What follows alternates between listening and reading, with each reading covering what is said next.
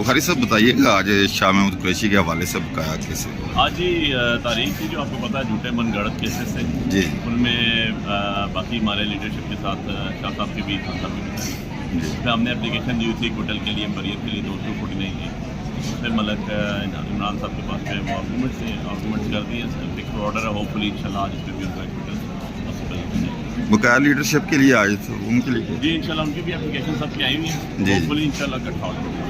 चलो ये जी अली बुखारी साहब थे हमारे साथ, हामिद मौजूद हैं डिस्ट्रिक्ट कोर्ट में।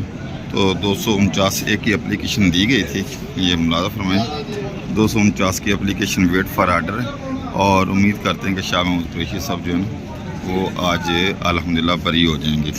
और अली अमीन गंडक और शेख रशीद ये सारे के सारे आज पेश हुए हैं उधर। तो ये आर्गूमेंट सब के हो गए हैं, सब की एप्लीकेशन आई हुई हैं। अली बुखारी साहब, शाह महमूद कुरैशी साहब और जितनी हमारी लीगल टीम है सारी की सारी पेश हुई है। तो वेट फॉर आर्डर है मलक इमरान साहब के पास। तो इंशाल्लाह ताला ये आप माहौल देख लें, अली बुखारी साहब पहुँचे हुए हैं, तो वेट फॉर आर्डर है, हो जाए।